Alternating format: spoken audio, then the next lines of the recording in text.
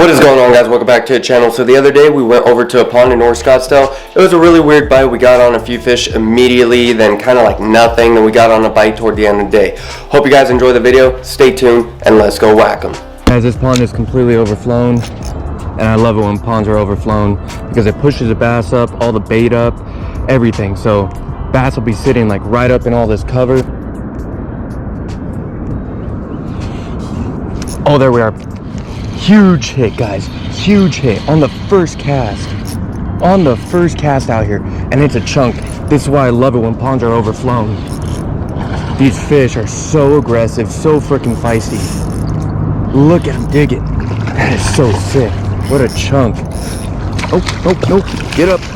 There we are. Beautiful. Beautiful fish. Check that out. Very first fish of the day. Full of eggs. That is a badass fish right there, guys.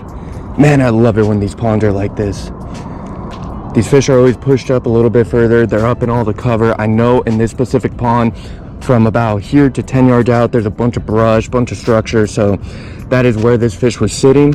This fish is staging up to get ready to lay her eggs. That is a pudgy freaking pond bass. She's got a little bit of a scar right there. Maybe she got a little chewed on when she was younger, but let's get this fish back in. Badass.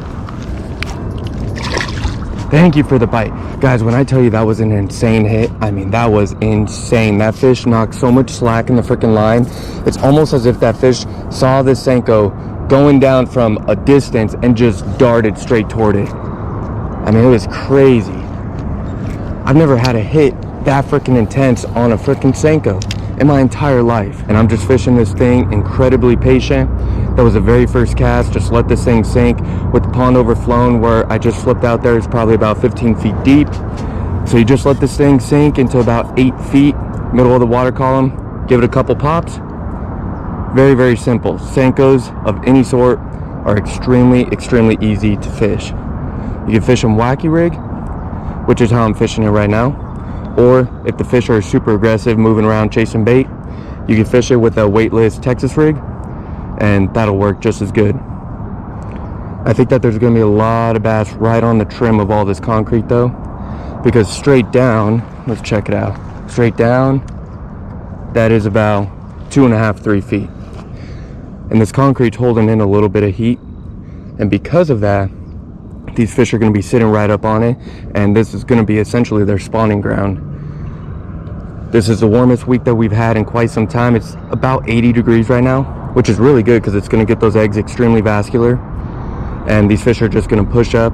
They're going to drop their eggs, and spawn I think will be pretty quick this year because of all the cold weather we've had. I think it's going to be fairly quick, but when fishing takes off, it's going to take off. There is another. Oh my gosh, that was a chunk, guys. Oh my gosh, guys, that is what I'm talking about. Literally both fish. So that is a really good indicator. Very first cast we hooked up probably about 15 feet out. This next cast we hooked up probably about 10 feet out. So the fish are anywhere from probably right here at the concrete all the way to about 20 feet out, which is absolutely incredible. And that fish hit just like that first one. So what I'm gonna do real fast is, I have a little paddle tail on this sucker right here. I want to see if I can get a moving bait bite. That was 2 casts in a row, guys. I mean, granted, I'm fishing extremely slow, but 2 casts in a row with the Senko. I got to give it a shot when it comes to the paddle tail. Probably take about 10 casts with this, and then we'll take it back over to the Senko and whack a couple fish on that. Man, I wish I got that last one up. That was a good fish. That was probably about a 3-pounder. Trying to get this thing to just swim right above all of the brush, because these bass seem to be sitting right above this brush, and if I can run it by one perfectly, they're gonna hit it. They have to. I mean, they'll have no choice. This thing's too scrumptious. It's the perfect freaking size. It resembles a little bass, a little tilapia, a little crappie. I mean, there's so many fish species in this pond. All right, guys, we gotta try right by this tree. All these little overhangs are always a great area to fish in any sort of pond, because most ponds don't have much structure. So when you see a really good piece of structure like this, always flip around it. All the corners too. Flip on this side. If you can, kind of skip in front, fish the left side of it, and even right behind. There's a lot of times where you'll catch fish right in between the concrete and the back end of the tree, because it's a perfect area for them to spawn and feel protected.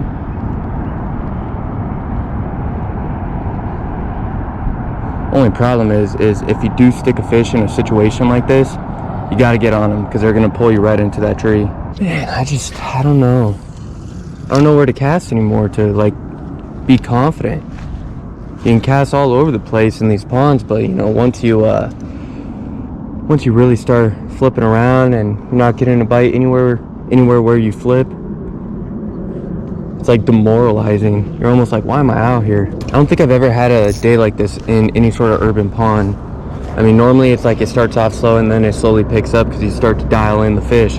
But I've never had it where you instantly come to a pond, essentially hook 2 fish immediately, and then you don't catch anything. It just stops. I've never had that. It's always an incremental like climb to the top, not a to the top straight fall off a cliff. And unfortunately, I'd love to fish that bank over there because it's more of a flat. It's actually like a spawning ground for these fish, but can't fish that side of the pond. And on top of that, I can't go too far because you can't go on the golf course during the day. All right, guys, so we came here earlier. Unfortunately, we got 2 fish and then absolutely nothing for about an hour and a half. So I bailed, decided to come back same day. We're gonna see what we can do. Hopefully we can whack a couple more fish. We probably have about 25 minutes before sundown. Stay tuned, stick with us, and let's go whack them. If this technique works, dating back to the childhood, I'm gonna be like, are you kidding me? It's, yeah, it really is. All that nostalgic stuff, you bring it back and it'll work. Little safety pin spinner with a little 1/4 ounce jig head and a 3.5 inch paddle tail. Can't go wrong with it. It's such a small presentation, but something that like it kicks because of the paddle tail, and then it kicks, thumps, and flashes because of the Colorado blade. There we are. There we are.